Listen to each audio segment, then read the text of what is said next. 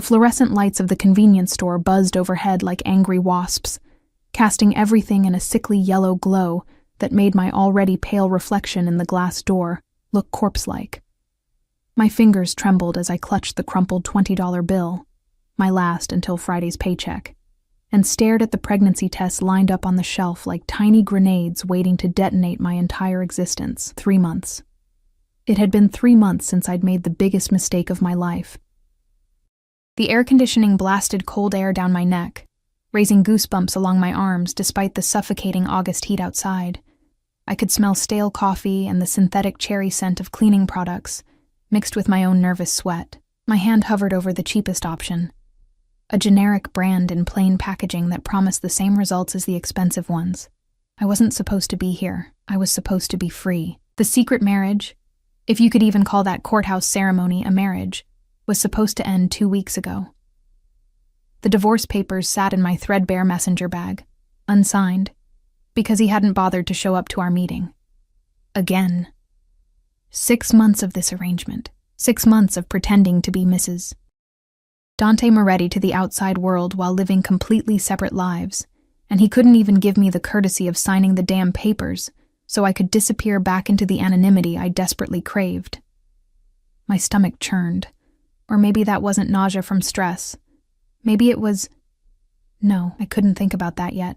I grabbed the test and walked to the counter, avoiding eye contact with the teenage cashier who looked like he'd rather be anywhere else.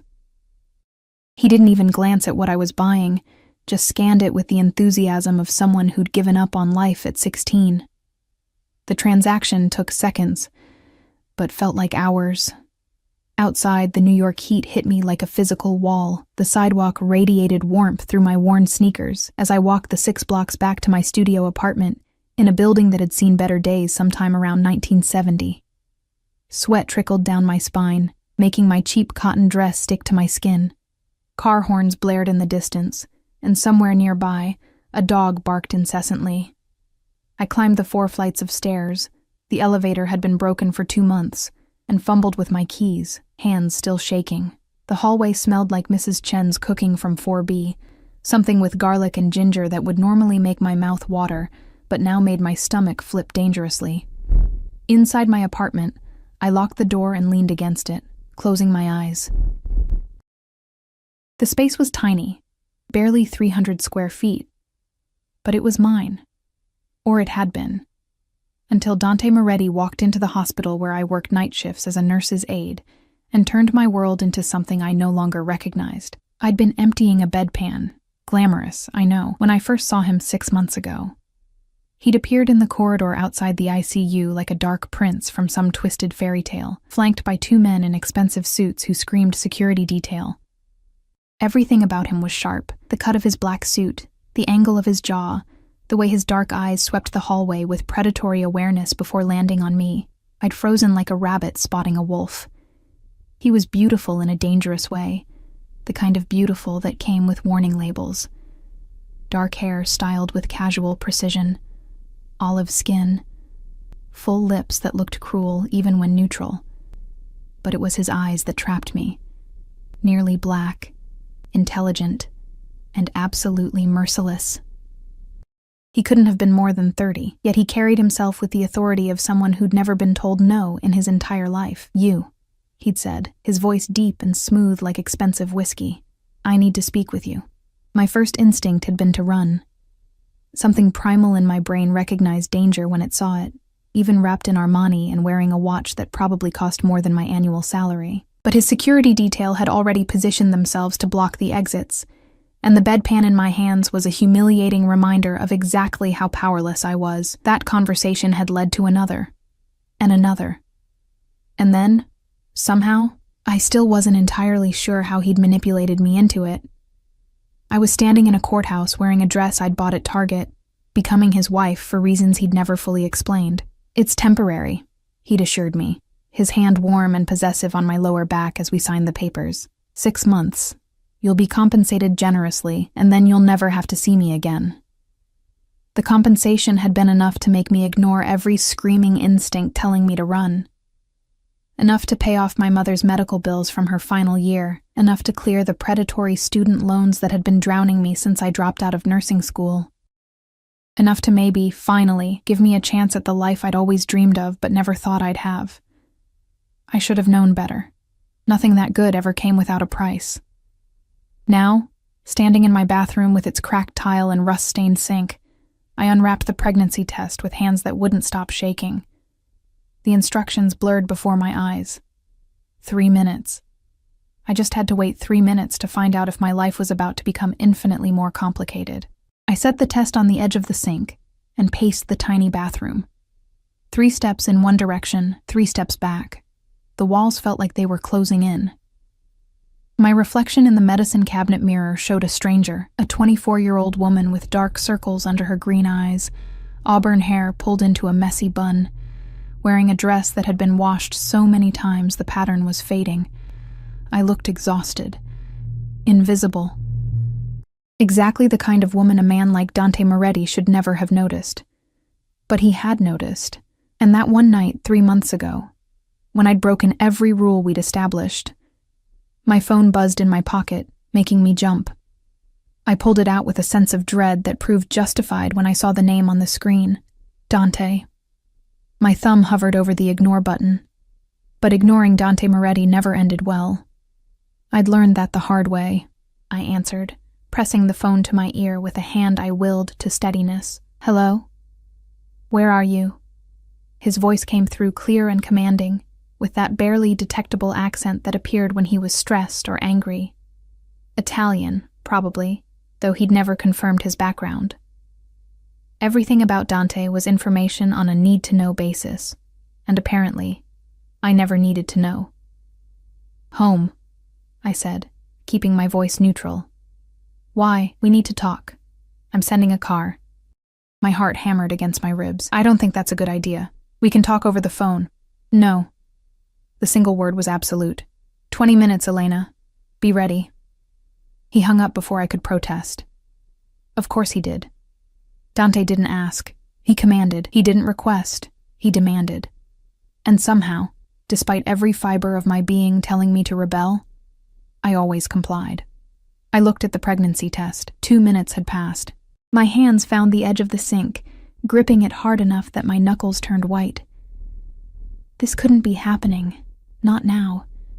Not when I was so close to being free of him, free of this bizarre arrangement that had started as a simple transaction and had somehow become so much more complicated. 3 months ago, after one of his business dinners where I'd been required to play the dutiful wife, he'd driven me home himself, a rarity, since he usually had his driver handle such mundane tasks. We'd been sitting in his car, a sleek black Mercedes with windows tinted dark enough to hide sins, parked outside my building. The leather seats had been soft beneath my thighs, and the interior had smelled like his cologne, something dark and expensive with notes of bergamot and cedar. You played your part well tonight, he'd said, turning those dark eyes on me. Thank you. It was the first time he'd ever thanked me for anything. The first time he'd looked at me like I was more than just a convenient prop in whatever game he was playing. The city lights had reflected in his eyes, and I'd felt something shift between us. Something dangerous and electric that made my pulse race and my common sense evaporate. It's what you're paying me for, I'd replied, trying to sound unaffected even as my body betrayed me with a flush I hoped he couldn't see in the dim light. He'd reached out, his fingers brushing my cheek with surprising gentleness. Is that the only reason you're here, Elena? The money? I should have said yes, should have grabbed my purse and run into my building without looking back. Instead, I'd leaned into his touch like a flower turning toward poisoned sunlight. No, I'd whispered. And then his mouth was on mine, demanding and possessive, and I was kissing him back with 6 months of suppressed attraction and loneliness pouring out of me like a dam breaking. We'd ended up in his penthouse that night, a sprawling space on the Upper East Side with floor-to-ceiling windows and art that probably cost more than my entire building. He'd been demanding but careful, possessive but attentive, and I'd fallen asleep in his arms feeling safer than I had in years. When I woke up the next morning, he was gone. No note, no explanation. Just a reminder that whatever had happened between us didn't change the fundamental nature of our arrangement: temporary, transactional, and ending in exactly 3 months. I'd tried to contact him afterward, called, texted, even showed up at one of his restaurants. His security had politely but firmly turned me away each time. The message was clear. The night had been a mistake, an aberration he had no intention of repeating. So I'd focused on the end date, counting down the days until I could be free of Dante Moretti and the confusing, terrifying feelings he stirred in me. Now, I looked down at the pregnancy test. 2 pink lines stared back at me, sharp and undeniable. Positive. The air left my lungs in a rush, the bathroom tilted, and I had to sit down on the edge of the tub before my legs gave out completely. This wasn't possible. We'd used protection. We'd been careful. Except, my mind raced back to that night, to the second time when we'd been half asleep and desperate for each other, when maybe we hadn't been as careful as we should have been. God, what had I done? A car horn honked outside. 3 sharp blasts that I recognized as the signal Dante's driver used. 20 minutes, he'd said. Apparently his driver made good time. I stood on shaking legs, the positive test clutched in my hand like evidence of a crime. What was I going to do? Tell him? Hide it? Disappear? Each option seemed equally impossible. My phone buzzed again. Another text from Dante. Car is waiting. Don't make me come up there. The implied threat in those words made my stomach clench. Dante didn't make empty threats. If I didn't go down willingly, he'd send his security to collect me, and my neighbors would have questions I couldn't answer. I wrapped the pregnancy test in toilet paper and shoved it deep in my bathroom trash, then splashed cold water on my face. My reflection still looked pale and terrified, but at least I didn't look like I was about to pass out anymore. The elevator was still broken, so I took the stairs down on legs that felt disconnected from my body. Each step echoed in the concrete stairwell, counting down to whatever confrontation awaited me. My mind spun with possibilities, none of them good. Outside, the black Mercedes idled at the curb, sleek and predatory among the beaten-up Hondas and Toyotas that lined my street. The back door opened as I approached, and I caught a glimpse of expensive leather interior before climbing in. Dante sat in the far corner of the back seat, one arm draped casually along the seat back, looking like he owned the world. He probably did, or at least the parts of it that mattered. Tonight he wore a charcoal suit that fit him like it had been painted on. His shirt open at the collar, revealing a glimpse of the tattoo I knew snaked across his chest, something in Italian I'd never dared ask about. His dark eyes tracked my every movement as I settled into the seat, and I felt naked under that gaze despite being fully clothed. "You look pale," he observed, his voice carrying that edge of command that made my spine straighten automatically. "Are you ill?" "Just tired," I lied, clasping my hands in my lap to hide their trembling. Long shift. The driver pulled smoothly into traffic without waiting for instructions. I didn't ask where we were going. With Dante, the destination was always secondary to the journey. "We need to discuss the divorce papers," he said, pulling a manila envelope from beside him. Our divorce papers. The ones he'd refused to sign 2 weeks ago. My heart sank. "You're finally ready to sign?" Something flickered across his face, too quick to identify. "No."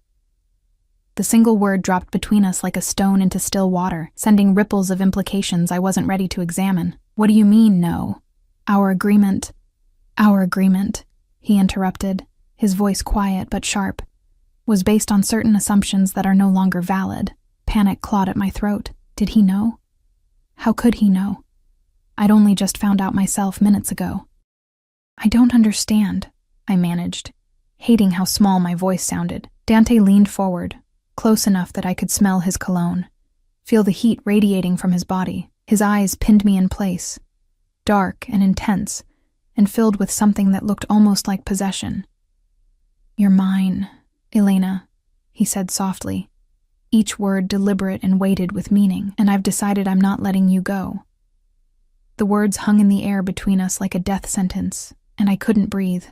The car's leather seat suddenly felt suffocating, the tinted windows trapping me in this small space with a man who had just declared ownership of me as casually as someone might claim a piece of furniture. "Excuse me?" I finally managed, my voice coming out sharper than I'd intended. Fear had a way of making me brave, or at least reckless.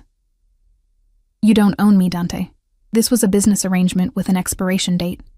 His jaw tightened, the only visible sign of displeasure on his otherwise impassive face. Things have changed. What things? My pulse hammered in my throat. You've ignored me for 3 months. You wouldn't return my calls, wouldn't meet with me. You sent your lawyer to deal with the divorce papers instead of facing me yourself. And now suddenly you've decided you're not letting me go? That's not how this works. The car turned onto the FDR Drive, heading north. Through the window, the East River glittered under the city lights, deceptively beautiful. I'd always loved this view, but tonight it felt ominous, like we were driving toward something I couldn't escape. Dante's hand moved, and I flinched instinctively. He noticed. Of course he noticed. And something flickered in his eyes that might have been hurt if I thought him capable of such vulnerability. His hand settled on my knee instead, warm and possessive through the thin fabric of my dress. "Don't pull away from me," he said quietly, and the gentleness in his tone was somehow more terrifying than anger would have been. "Then tell me what's going on." I forced myself not to move, not to acknowledge the heat of his palm seeping into my skin. "Why the sudden change? Why won't you sign the papers?" He was silent for a long moment, his thumb tracing absent circles on my knee that sent unwanted shivers up my spine. The intimacy of the gesture felt wrong given everything between us, yet my traitorous body responded anyway. "Do you remember Vincent Russo?" he asked finally. The name meant nothing to me. I shook my head. He worked for me, handled certain financial arrangements. Dante's voice had gone cold, emotionless. 3 weeks ago, I discovered he'd been skimming from my accounts, small amounts at first, then larger. Over 2 years, he'd stolen nearly $500,000. I didn't know what to say. This glimpse into his world, the casual mention of the kind of money I couldn't even imagine, the implications of what worked for me might actually mean, reminded me how little I truly knew about my husband. "I'm sorry," I offered weakly. "But what does that have to do with, he used your name to do it?" The bottom dropped out of my stomach. "What?" "The accounts were in your name. Joint accounts, technically, since you're my wife. He had access to your social security number, your identification, information he shouldn't have had." Dante's hand tightened on my knee. "He made it look like you were the one stealing from me." Horror washed over me in cold waves. "But I didn't. I would never—" "I know." His voice softened slightly. "I had it investigated thoroughly. You're innocent, but others in my organization don't know that. They see the evidence, your name on the accounts, your signature on the transfers, and they assume you're guilty." The car merged into slower traffic, and I became aware of another vehicle following close behind us. More security, probably. The reality of who Dante was, what he was involved in, crashed over me with renewed force. "So clear my name," I said, trying to keep the panic from my voice. "Tell them the truth." "I have. But Vincent disappeared before I could deal with him properly. And his family is claiming he was set up, that you were the real thief, and I'm protecting you because you're my wife." He turned to face me fully, his eyes intense. "There are people who want revenge, Elena. People who think you stole from them, hurt their families. If I divorce you now, if you're no longer under my protection—" He didn't finish the sentence. He didn't need to. "So this is about protection," I said hollowly. "You're keeping me as your wife to protect me from the consequences of someone else's crime. Partially." His hand moved from my knee to my face, cupping my jaw with surprising tenderness. "But that's not the only reason." My heart stuttered. "Dante, that night 3 months ago," he continued, his thumb brushing my cheekbone, "I've tried to forget it, tried to maintain the distance we'd agreed upon. But I can't stop thinking about you, Elena. Can't stop wanting you." The confession should have thrilled me. 3 months ago, it would have. But now, with a positive pregnancy test in my bathroom trash and my life spiraling into chaos I couldn't control, it felt like another chain wrapping around me. "You can't just decide to keep me because you want me," I protested, even as my body betrayed me by leaning into his touch. "I'm not a possession." "No," he agreed. "You're my wife, and in my world, that means something." The car pulled up to a building I recognized, his penthouse on the Upper East Side, the same place where we'd spent that one perfect, terrible night. Panic spiked through me. "I can't go up there with you," I said quickly. "I need to go home. I have work tomorrow and I called the hospital. You're taking a personal day." He said it like it was already decided, like my job and my choices were his to manage. "You had no right. I have every right. You're in danger, Elena. Until I find Vincent and clear this up properly, you need to be where I can protect you." The door opened, and one of his security guards stood waiting. Dante climbed out, then turned to offer me his hand. "Please don't fight me on this." The please surprised me. Dante rarely asked for anything. He commanded and expected obedience, but there was something almost vulnerable in how he looked at me now. Something that reminded me of the man who'd held me that night, who'd whispered my name like a prayer against my skin. I took his hand, letting him help me from the car. The evening air felt cooler here, less oppressive than in my neighborhood. The building's doorman nodded respectfully as we passed, and I wondered what he thought of me. This woman in a faded dress arriving with one of the building's wealthiest residents. The elevator ride to the penthouse was silent. Dante stood close enough that our arms brushed, and I could feel the tension radiating from him. His security guard, a massive man named Marco, who I'd met briefly before, stood at attention near the elevator panel, eyes forward but clearly alert. When we reached the penthouse, Dante guided me inside with a hand on the small of my back. The space looked exactly as I remembered. Sleek, modern furniture, abstract art on the walls, floor-to-ceiling windows offering a breathtaking view of the city. It smelled like him, that intoxicating mix of cologne and something uniquely Dante. "Are you hungry?" he asked, shrugging out of his suit jacket and draping it over a chair. The gesture was so domestic, so normal, that it made my chest ache. No. The lie was automatic. I hadn't eaten since breakfast, too nervous about taking the pregnancy test to stomach food, but accepting anything from him right now felt dangerous. He saw through it immediately. "When did you last eat?" "I'm fine, Dante." "That's not what I asked." He moved to the kitchen, all marble countertops and stainless steel appliances, and began pulling items from the refrigerator. "Sit. I'll make something." The idea of Dante Moretti cooking was so absurd that I almost laughed. "You cook?" "My mother insisted I learn. She said a man who can't feed himself is no man at all." He glanced at me, a slight smile playing at his lips. "Sit, Elena. Please." That please again. I found myself obeying, settling onto one of the bar stools at the kitchen island.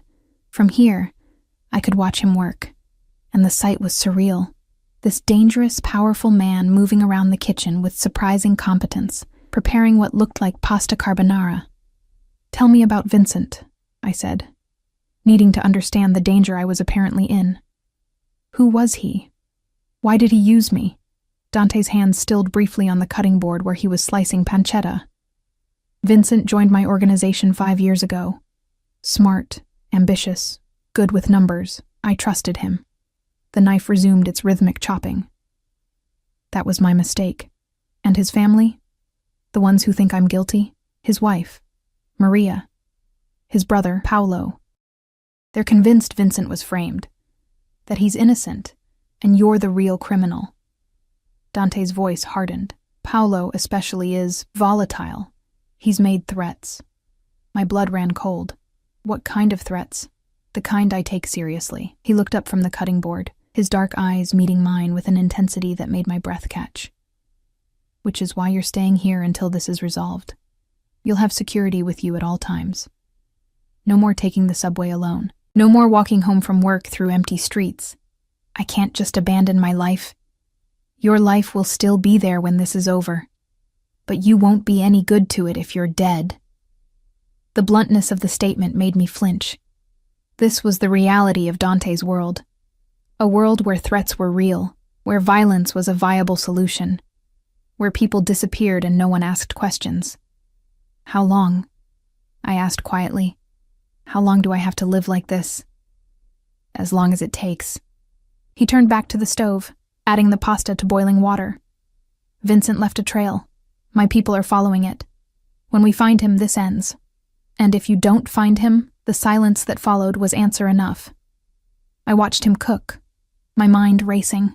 The pregnancy test, the threats. The impossible situation I'd somehow stumbled into by agreeing to a fake marriage 6 months ago. Everything felt like it was spiraling out of control, and I was powerless to stop it. The nausea returned, stronger this time. I pressed a hand to my stomach, willing it away. "Are you all right?" Dante asked immediately, his attention snapping to me with unnerving focus. "You've gone pale again. Just tired." I repeated my earlier lie. "It's been a long day." He studied me for a moment, then turned off the stove and moved around the island to stand in front of me. His hands cupped my face, tilting it up to meet his gaze. "Don't lie to me, Elena. I need to know if something's wrong." The irony wasn't lost on me, him demanding honesty while keeping me in the dark about so much of his life. But the concern in his eyes seemed genuine, and I felt my resolve weakening. "I'm just overwhelmed," I admitted. "This morning I thought I'd be signing divorce papers and moving on with my life.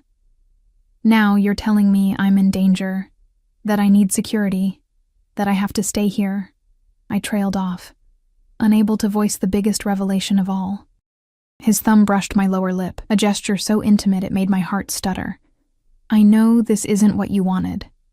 I know I'm asking a lot, but I need you safe, Elena. He seemed to struggle with the words. "I need you." Before I could respond, he kissed me, deep and possessive and desperate. I should have pushed him away, should have maintained the distance we'd kept for 3 months. Instead, I kissed him back, my hands fisting in his shirt, pulling him closer. This was madness. This was dangerous. But God help me, I'd missed him. Missed this, missed the way he made me feel, wanted, cherished, important. When we finally broke apart, both breathing hard, he rested his forehead against mine. "Stay," he whispered. "Not because you have to, because you want to." I wanted to say yes, wanted to forget about the complications and the danger, and just lose myself in him, but the secret growing inside me felt like a wall between us, one I couldn't ignore much longer. "I need time," I said instead. "To think, to process all of this." He nodded slowly, pulling back. "The guest room is ready for you. Same one you used before." He returned to the stove, plating the pasta with careful precision. "Eat something, then rest. We'll talk more in the morning." The food smelled incredible, and my stomach growled despite the nausea. I forced myself to eat, aware of Dante watching me with those intense dark eyes, cataloging every movement. After dinner, he showed me to the guest room, a luxurious space with a king-sized bed and an ensuite bathroom. He lingered in the doorway, clearly reluctant to leave. "If you need anything, I know where to find you," I finished. He nodded, but still didn't move. "Elena, yes?" "I meant what I said earlier. You're mine, and I protect what's mine." The possessiveness in his voice should have frightened me. Instead, it sent a warm shiver down my spine, dangerous and intoxicating. When he finally left, closing the door softly behind him, I collapsed onto the bed, my mind spinning.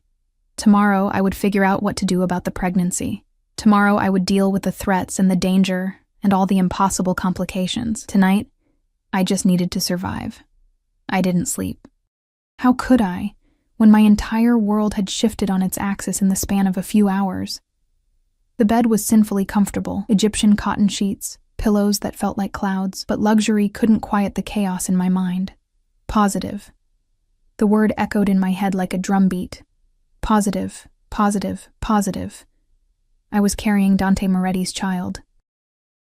A man who'd just declared he owned me, who lived in a world where people made threats and disappeared, who was keeping me here as much for his own desire as for my protection. A man I barely knew, despite being legally married to him. Around 3 a.m, I gave up on sleep and moved to the window. The city sprawled below, millions of lights twinkling in the darkness. Somewhere out there, Vincent Russo was hiding, and somewhere, his family was blaming me for crimes I didn't commit, making threats I couldn't defend against. I pressed my hand to my still flat stomach. "What have I gotten us into?" I whispered to the tiny cluster of cells that would become a person. My person. Our person. A soft knock made me jump. "Elena." Dante's voice came through the door, rough with concern. "Are you awake?" I should have pretended to be asleep. Instead, I found myself saying, yes. The door opened, and he stepped inside wearing only pajama pants, his chest bare. The tattoo I'd glimpsed before was fully visible now, an intricate design of a phoenix rising from flames, the detail work so elaborate it must have taken hours. It stretched from his left shoulder across his chest, the wingtips reaching toward his heart.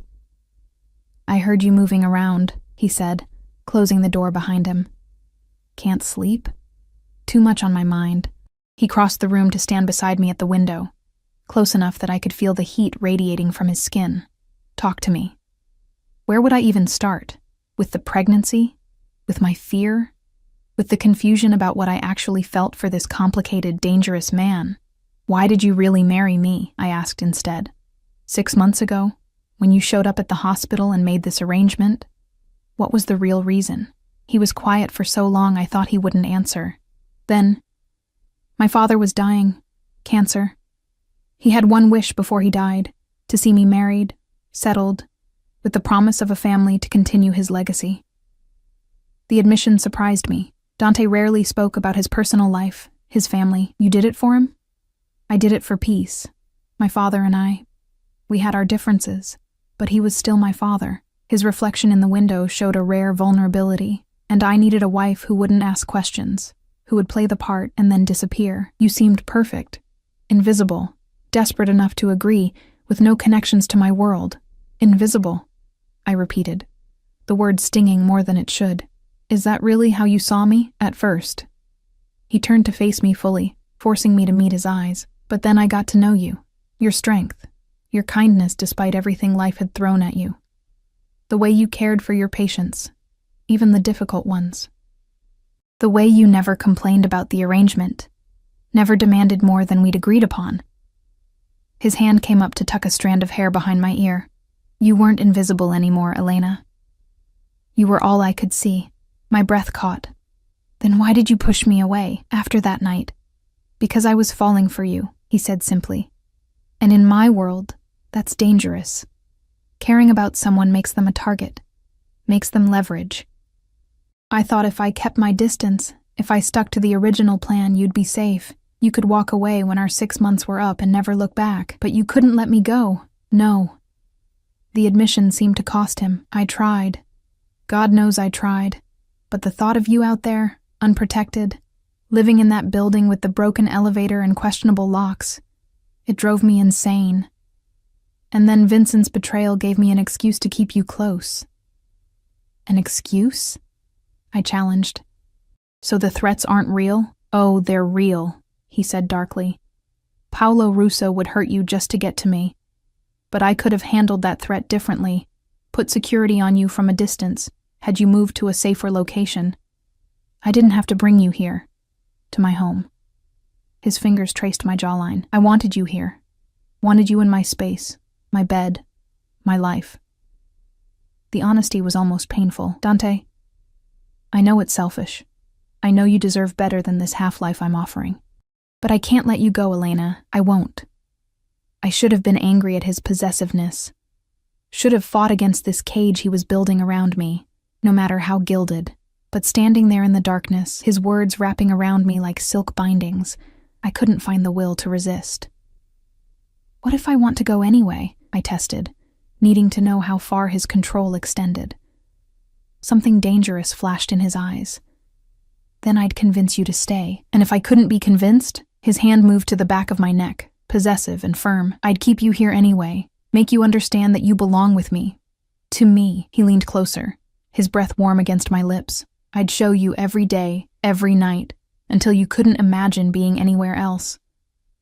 It should have terrified me. Instead, heat pooled low in my belly, and I hated myself for it. "That's kidnapping. Call it what you want." His mouth hovered just above mine, not quite touching. "But you're mine, Elena. The sooner you accept that, the easier this will be." "You're insane," I breathed. "Probably." Then he kissed me, and coherent thought became impossible. This kiss was different from the one in the kitchen earlier, deeper, more demanding, staking a claim. His hands moved over my body with the confidence of someone who knew exactly what he wanted and wasn't afraid to take it. I should have pushed him away, should have maintained some sense of self-preservation. Instead, I melted into him, my body betraying every logical thought in my head. He lifted me effortlessly, carrying me to the bed. The cool sheets met my back as he settled over me, his weight a delicious pressure. His mouth traveled down my neck, finding that spot below my ear that made me gasp. "Tell me to stop," he murmured against my skin. "Tell me you don't want this," but I couldn't. God help me, I couldn't.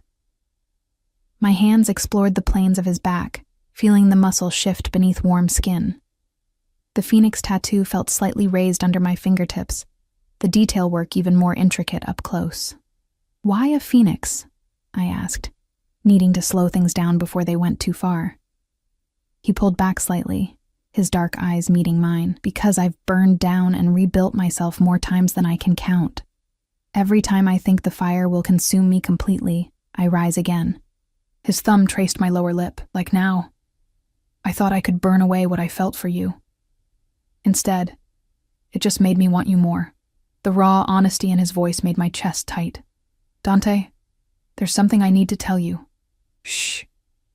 He kissed me again, softer this time. "Whatever it is can wait until morning. Right now, I just need to feel you. Need to know you're real, that you're here." The desperation in his words broke something in me. Tomorrow I would tell him about the pregnancy.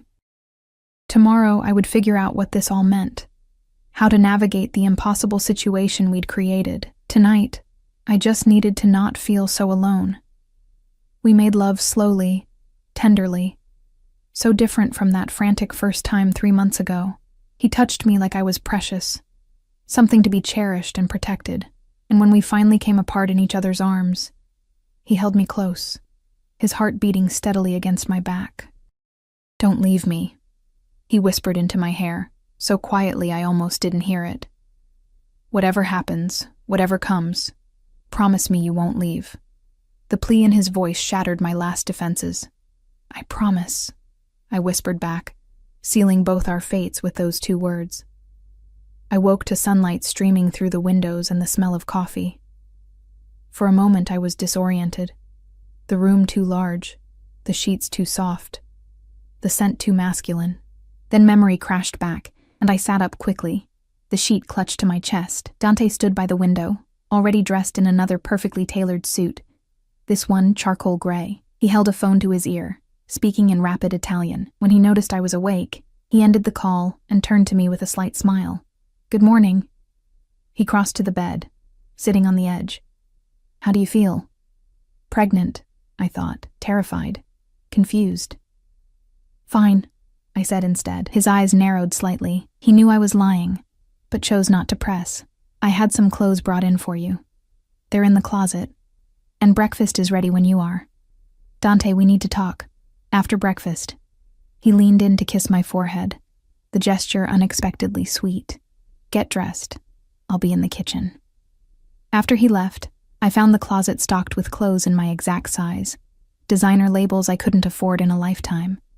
Everything from casual wear to evening gowns.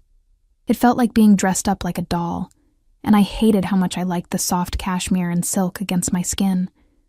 I chose simple jeans and a cream-colored sweater, then made my way to the kitchen. Dante had prepared an elaborate breakfast. Eggs, toast, fresh fruit, juice. My stomach lurched at the sight. "I'm not very hungry," I started, but he was already pulling out a chair for me. "You need to eat. You barely touched dinner last night." I forced myself to sit, to take small bites of toast even as nausea rolled through me. Dante watched me with those intense dark eyes, and I knew I couldn't put this off any longer.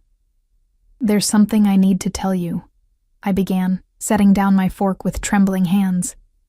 Before I could continue, his phone rang. He glanced at the screen and his expression darkened. "I need to take this. Don't move." He stepped into another room, and I could hear his voice rising, angry Italian echoing through the penthouse. When he returned, his face was a mask of cold fury. "They found Vincent," he said flatly. "Or rather, they found his body. He's been dead for 2 weeks." The toast turned to ash in my mouth. "Dead?" "Someone got to him before we could, which means..." He stopped abruptly, his jaw clenching. Which means what? His eyes met mine, and I saw genuine fear there for the first time. Which means whoever killed him might come after you next. If they think you were involved, if they think you know something. He pulled out his phone, barking orders to someone. We need to move you somewhere safer, now. Dante, wait. I stood, desperate to tell him about the pregnancy before everything spiraled further out of control. That's when the windows exploded inward in a shower of glass. The world erupted into chaos. Dante's body slammed into mine, taking me to the ground as glass rained down around us. The air filled with the sharp crack of gunfire, bullets punching through walls and shattering the carefully curated stillness of the penthouse. My ears rang, and I couldn't tell if I was screaming or if that sound was coming from somewhere else entirely. Stay down! Dante's voice cut through the noise, commanding and harsh. His body covered mine completely, a human shield between me and whatever hell had just broken loose. More gunfire, shouting in Italian, the heavy thud of footsteps as his security team rushed in from wherever they'd been stationed. My heart hammered so violently I thought it might break through my ribs. Then, as suddenly as it had started, everything went silent.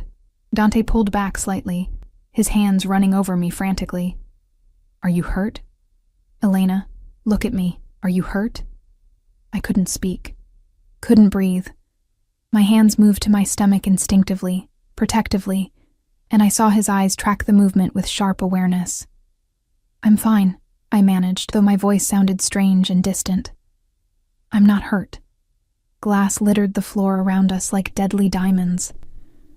The beautiful floor-to-ceiling windows were completely destroyed, curtains shredding in the morning breeze that now whipped through the penthouse. Outside, I could hear sirens approaching, police, ambulances, the city responding to violence in its midst.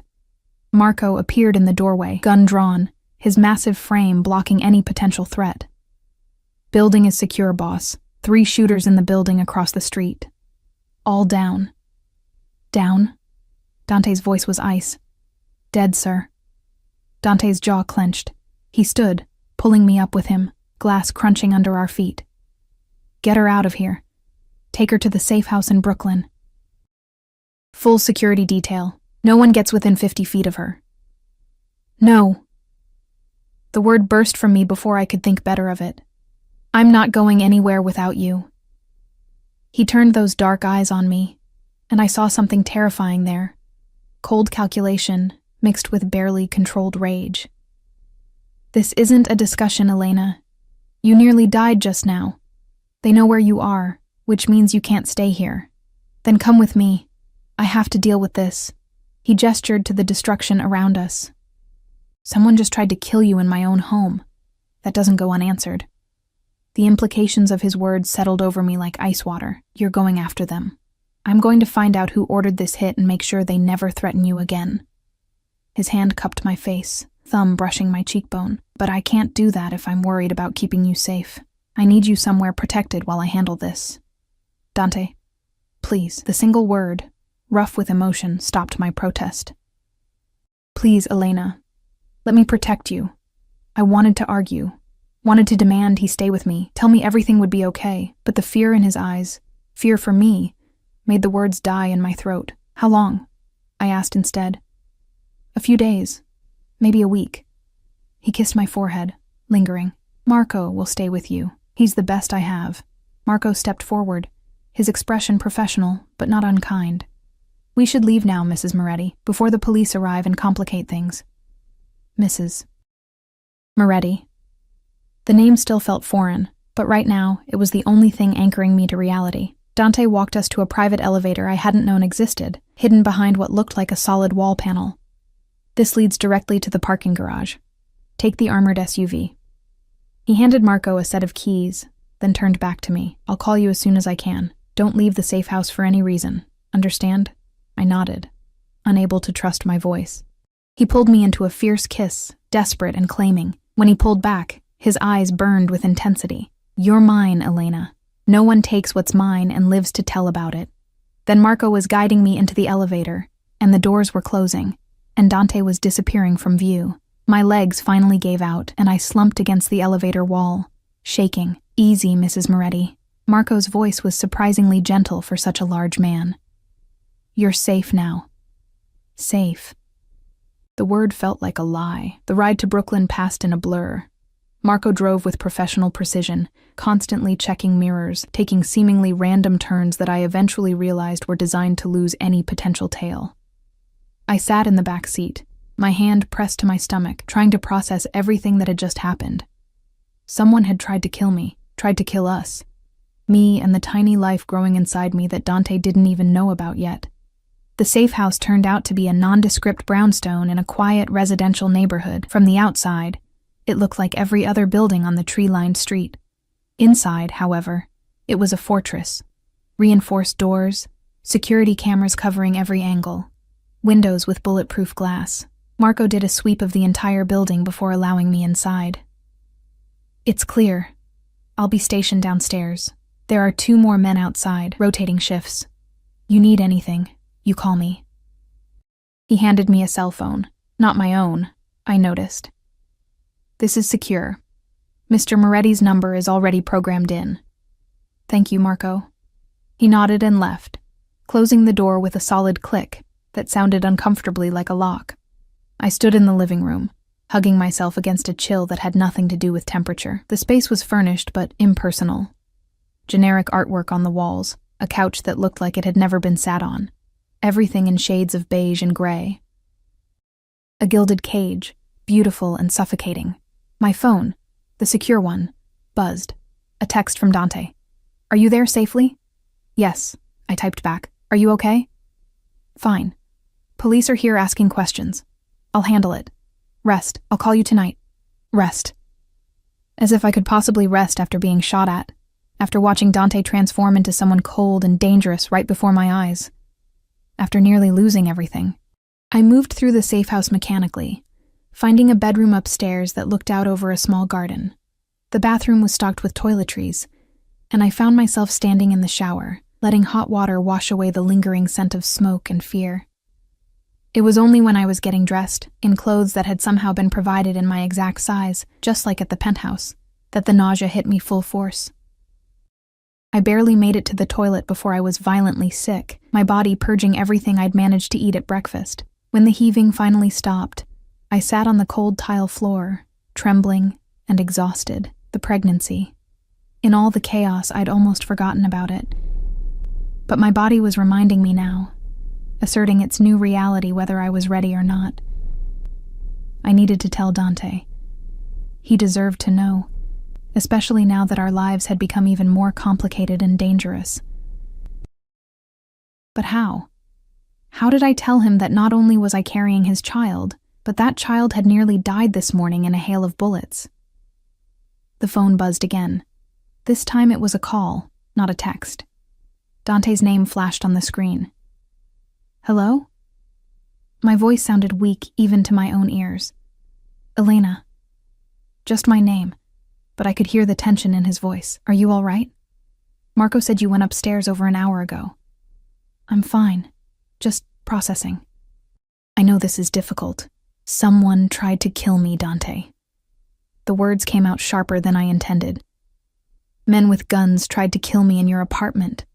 That's a bit more than difficult." He was quiet for a moment. "I know. And I'm sorry. I never should have let you get close enough to become a target. So what was I supposed to be? Your secret wife that no one knew about? How would that have even worked? I don't know," he admitted. And the honesty in his voice surprised me. "I didn't think this through. I wanted you, and I took you, and I didn't consider the consequences. Well, we're living with them now." I closed my eyes, leaning my head against the bathroom wall. "Who do you think ordered the hit?" "I have my suspicions. Paolo Russo is at the top of the list. Vincent's brother. He's been vocal about wanting revenge for Vincent's death, and he still believes you were involved in the theft." "But I wasn't! And Vincent's death has nothing to do with me." "Logic doesn't matter to a man who's lost his brother. He wants someone to blame, and you're an easy target." Dante's voice hardened. "But I'm going to find him. I'm going to make him understand that coming after you was a fatal mistake." The cold certainty in his tone should have scared me. Instead, it made me feel protected, claimed, owned in a way that was both terrifying and intoxicating. "How long will I have to stay here?" I asked. "Until it's safe. Until I've dealt with Paolo and anyone else who might pose a threat." He paused. "I know you hate this. I know you feel trapped, but I need you alive, Elena. I need you safe." "Why?" The question escaped before I could stop it. "Why does it matter so much? We barely know each other. This marriage was supposed to be temporary, fake. It stopped being fake the moment I touched you." He interrupted, his voice rough. "The moment I tasted you, felt you beneath me, heard you say my name like a prayer. You became real to me, Elena. Essential. And I will burn down this entire city before I let anyone take you from me." The declaration should have felt excessive, dramatic, but I heard the truth in his words. Felt the weight of his obsession wrapping around me like chains. "I'm scared," I whispered. "I know." His voice softened. "I'm scared too. I've never been scared before, not like this. But you've made me vulnerable, made me care about something more than power and control, and that's terrifying." We sat in silence for a moment, connected only by the phone line, but feeling closer than we had in months. "Dante?" "Yes?" "There's something I need to tell you, something important." I heard tension creep back into his voice. "What is it? Are you hurt? Did Marco—" "No, nothing like that. It's just—" I took a deep breath, gathering courage. An explosion rocked the building. The phone flew from my hand as I was thrown against the bathroom wall. Plaster rained down from the ceiling, and somewhere downstairs I heard Marco shouting. The lights flickered and died, plunging everything into shadows. "Elena!" Dante's voice came tinny and distant from where the phone had landed. "Elena, what's happening?" I crawled across the floor, glass and debris cutting my hands, and grabbed the phone. "I don't know, there was an explosion. Get out of there, now." "Marco will—" Gunfire erupted downstairs. Not the sharp crack from this morning, but the sustained rattle of automatic weapons. Marco's voice rose in a shout, then cut off abruptly. Terror turned my blood to ice. "Marco's not answering," I whispered. "Dante, I think they're inside." "Hide, right now. Bathroom, closet, anywhere they won't look first." His voice was pure command, cutting through my panic. "I'm on my way. 10 minutes. Just hide and stay quiet." I heard footsteps on the stairs, heavy boots, multiple people. They weren't trying to be quiet. "They're coming," I breathed. "Elena, listen to me." Dante's voice was steady, anchoring. "Whatever happens, fight, bite, scratch, scream. Make them work for every inch. I'm coming for you. I will find you. Do you understand?" "Yes, good girl. Now hide. And remember, you're mine. No one else's. Mine." The footsteps reached the landing. I ended the call and slipped the phone into my pocket, then scrambled into the bedroom closet, pulling the door shut just as I heard them kick open the bathroom door. Male voices, speaking in Italian. Rough laughter. The sound of furniture being overturned. My hand moved to my stomach again, protective and desperate. I pressed my other hand over my mouth, trying to silence my ragged breathing. The closet door flew open. A man stood there, gun in hand, a cruel smile spreading across his scarred face. "Found you, Mrs. Moretti." The man reached for me, and instinct took over. I lunged forward, driving my knee into his groin with every ounce of strength I had. He doubled over with a grunt of pain, and I shoved past him, running for the bedroom door. I made it 3 steps before his hand closed around my ankle, sending me crashing to the floor. Pain exploded through my shoulder as I hit the hard wood, but Dante's words echoed in my mind. Fight, bite, scratch, scream. I screamed, loud and long and primal, twisting to claw at the man's face. My nails found purchase, dragging bloody furrows down his cheek. He cursed viciously in Italian, releasing my ankle to cover his wounded face. I scrambled to my feet and ran. The hallway seemed impossibly long. Behind me, I heard him shouting to his companions, heard more boots pounding up the stairs. My lungs burned, my heart hammered. and all I could think was protect the baby, protect the baby, protect the baby. I reached the stairs just as two more men appeared at the bottom. They were both massive, dressed in dark tactical gear, faces hidden behind masks. One raised his gun, pointing it directly at my chest. "Don't move, Mrs. Moretti." I froze, hands instinctively moving to shield my stomach. The man I'd wounded staggered out of the bedroom behind me, blood streaming down his face, fury in his eyes. "Putana!" he spat, advancing on me. "You're going to pay for that. Touch her, and Paolo will kill you himself," one of the masked men said sharply. "He wants her alive and unmarked." Those were his orders. Paolo, Vincent's brother, the man who blamed me for his brother's death, who'd sent these men to take me, who probably wanted to make me suffer before ending my life. The wounded man glared but stepped back, still covering his bleeding face. "Then let's get her out of here before Moretti arrives. He'll have half his army on the way." One of the masked men pulled out zip ties. "Hands behind your back. Don't fight. And this goes easier for everyone." Every fiber of my being screamed at me to run, to fight, to do anything but comply. But I was outnumbered, outgunned, and most importantly, I was pregnant. Fighting might get me killed, might get my baby killed. Compliance might buy me time until Dante arrived. I put my hands behind my back, hating the feeling of helplessness as the plastic bit into my wrists. The masked man gripped my arm, not gently, but not cruel either, and guided me down the stairs. The living room was destroyed, furniture overturned, walls scorched from the explosion, the acrid smell of smoke and gunpowder thick in the air. Near the door, I saw Marco's body, and my stomach lurched. He'd been assigned to protect me, and he'd died trying. "Don't look," the man holding my arm said quietly, almost kindly. "Just keep moving." They hustled me outside into the gray afternoon. A black van idled at the curb, side door already open. In the distance, sirens wailed, police responding to the explosion and gunfire. But they wouldn't arrive in time. I was shoved into the van, landing hard on the metal floor. The door slammed shut, and we were moving before I could even sit up. The wounded man climbed in back with me, still glowering, while the other two sat up front. "How long to the warehouse?"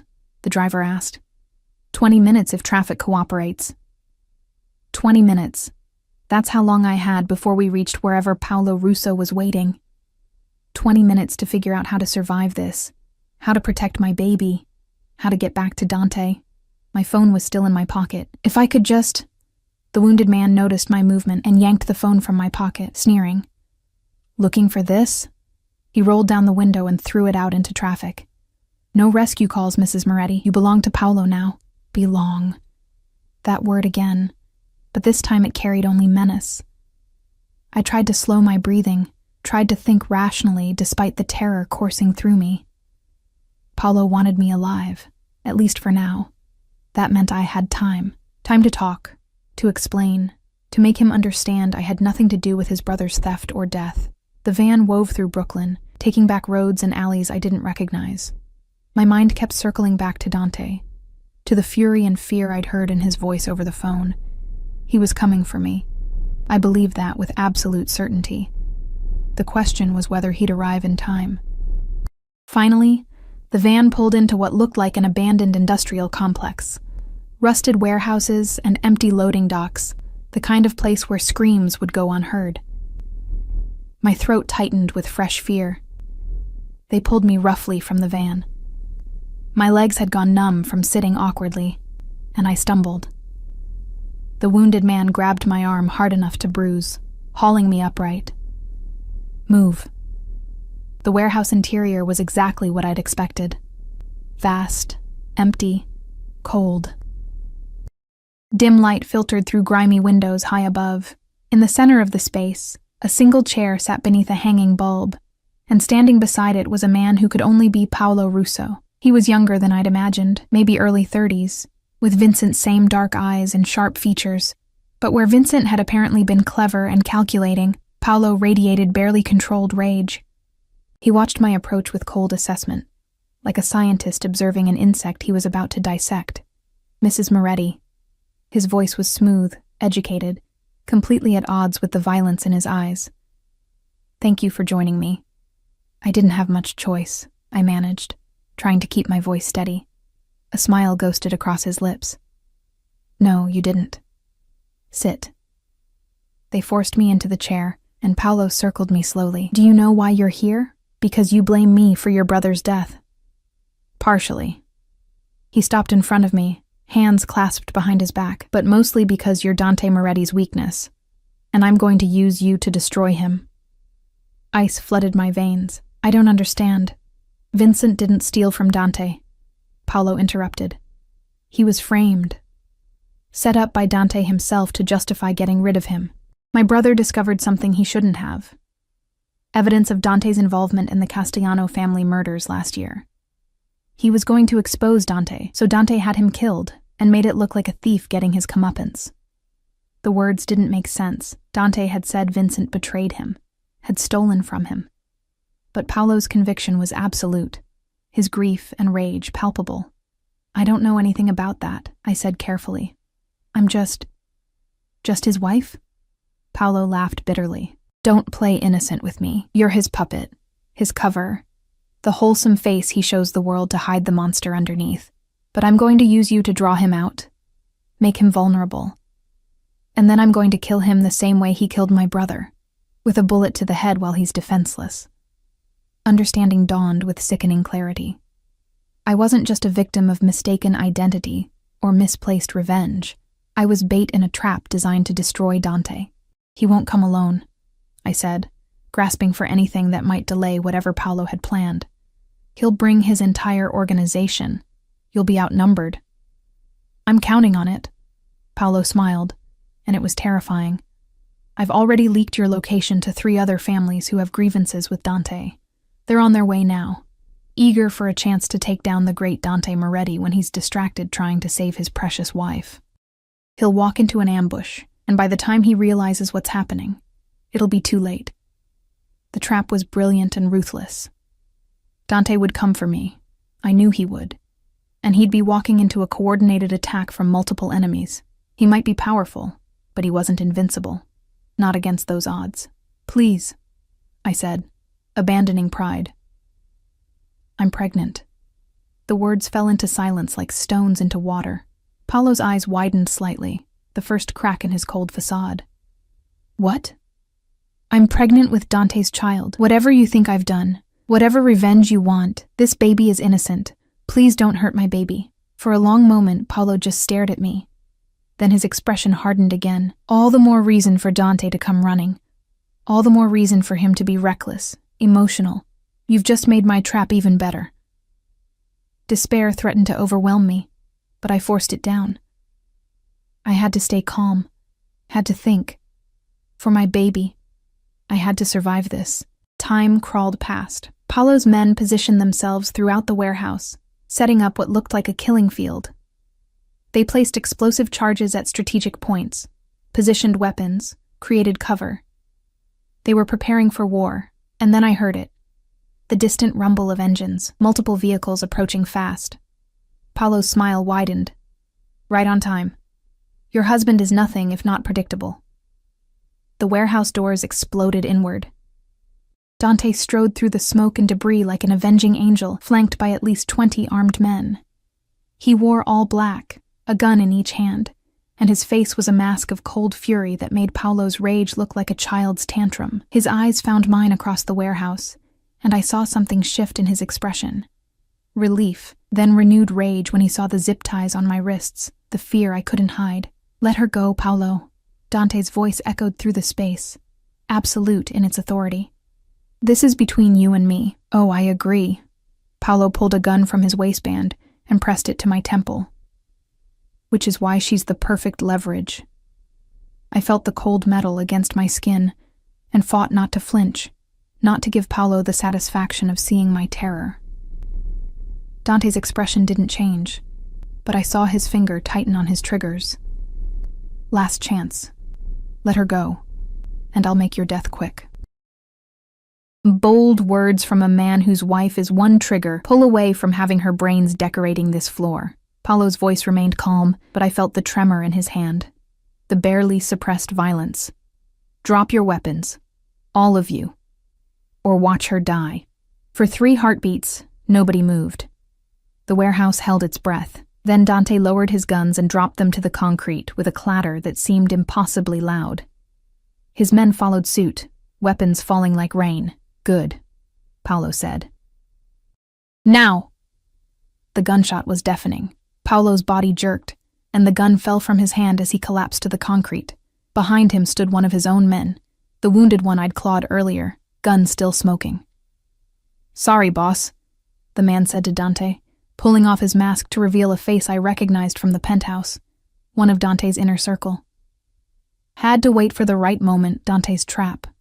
Paolo had been so focused on setting his own that he'd missed the mole in his organization. Chaos erupted. Paolo's remaining men opened fire, and Dante's crew dove for their weapons. I threw myself sideways out of the chair, rolling behind a concrete pillar as bullets sparked off metal and punched through walls. Then Dante was there, cutting through my zip ties with a knife, pulling me against his chest. "Are you hurt?" "No, but Dante, we need to move, now." He half carried, half dragged me toward a side exit as the gunfight raged behind us. Outside, more of his men waited with armored vehicles. He shoved me into the back of an SUV and climbed in after me, and we were moving before the door was even fully closed. Only when we were blocks away, when the sounds of gunfire had faded, did he finally pull me into his arms properly. His hands ran over me frantically, checking for injuries, and I realized he was shaking. "I thought I'd lost you," he said hoarsely into my hair. "When they took you, when I couldn't get there in time, I'm okay," I assured him, my own hands fisting in his shirt. "I'm okay." He pulled back just enough to look at me, his dark eyes burning with intensity. "You said something on the phone, before the explosion. You said you needed to tell me something important." My hand moved to my stomach, and his eyes followed the gesture. Understanding dawned across his features, followed by something that looked like wonder. "You're pregnant." It wasn't a question. "Yes." Tears finally spilled down my cheeks. "I found out yesterday. I was trying to tell you when..." He kissed me, deep and desperate and claiming, pouring everything he felt into that connection.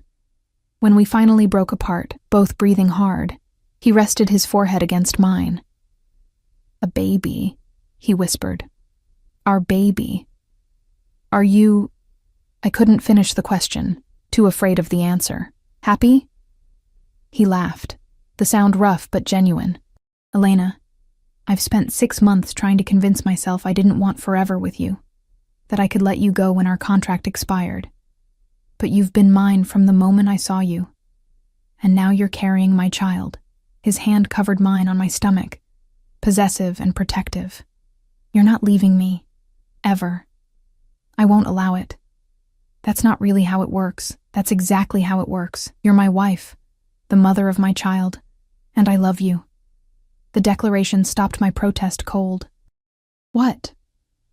"I love you," he repeated, his eyes never leaving mine. "I've loved you since that night 3 months ago. Maybe longer. I've just been too stubborn and too scared to admit it. But almost losing you today, knowing someone had their hands on you, threatened our baby," his jaw clenched. "I can't do this halfway anymore, Elena. I need all of you. Your heart, your soul, your future. Everything." Joy and terror warred in my chest. "This is insane. This We barely whole know each situation other." is completely insane," he agreed. "Completely irrational. But I don't care. Do you love me?" The question hung between us, demanding honesty. I thought about lying, about protecting myself from the intensity of what he was offering, but I was so tired of being afraid, of hiding, of pretending I didn't feel what I felt. "Yes," I whispered. "God help me, yes. I love you." His smile was devastating. "Then marry me." Again, not a courthouse arrangement, For real this time. but a real wedding, a real marriage, a real life together. We're already married, not the way I want. I want you in white, in front of everyone who matters, choosing me the same way I'm choosing you. Say yes, Elena. I looked at this complicated, dangerous, possessive man who'd turned my life upside down, who'd killed for me, fought for me, nearly died for me, who was looking at me now like I was his entire world. "Yes," I said, and sealed both our fates with a kiss. 6 months later, the church was filled with white roses and candlelight. exactly as I'd always imagined. My dress was Vera Wang, excessive and beautiful and everything I'd never thought I'd have. Dante stood at the altar in a black tuxedo, looking devastating and watching me walk down the aisle like I was the only person in the world. My hand rested on my swollen belly. 5 months along now, healthy and growing. Our daughter. The ultrasound had revealed. A little girl who would have her father's dark eyes and stubborn streak, if the way she kicked was any indication. When I reached him, Dante took my hands in his touch warm and steady. "You're beautiful," he murmured, for my ears only. "You're biased," I whispered back. "Completely." His smile was soft, genuine, the expression he only ever showed me. Ready to make this official, I looked at the man I'd accidentally married in a courthouse 6 months ago. The man who'd claimed me, protected me, loved me, with an intensity that still sometimes took my breath away. We'd been through hell together, kidnapping, gunfights, betrayal, violence. But we'd also built something real, something lasting, something worth fighting for. "I've been ready," I said. The ceremony was perfect. Traditional and romantic, and filled with people who actually mattered. Friends from the hospital, Dante's family, even some of his associates who'd become oddly protective of me over the past months. When Dante slid the new ring onto my finger, diamonds and platinum, so different from the simple band we'd used before, I felt the difference. This was real. This was forever. "I now pronounce you husband and wife," the priest announced. "You may kiss your bride. Bye." Dante pulled me close, one hand cradling my face, the other resting protectively on our daughter. The kiss was tender, promising, filled with all the love we'd found in the chaos. When we finally pulled apart, he pressed his lips to my forehead. "Mine," he whispered. "Forever mine." "Forever yours," I agreed. We walked back down the aisle together, past smiling faces and scattered rose petals, toward a future we'd fought for and earned. It wouldn't be easy. Dante's world was still dangerous, still complicated, but we'd face it together, bound by love and choice and the tiny life growing between us. As we stepped out into the sunlight, rice raining down around us, Dante pulled me close and whispered against my hair, "No regrets?" I looked up at him, at this beautiful, dangerous man who'd turned my invisible life into something extraordinary. "Not a single one," and I meant it. Our story had started with a secret marriage born of convenience and desperation. It had survived betrayal, violence, and threats, but it had also bloomed into something real, something worth keeping. I was Elena Moretti, wife, mother-to-be, and utterly, completely, irrevocably in love with the man who'd claimed me as his own. And that was exactly how I wanted it.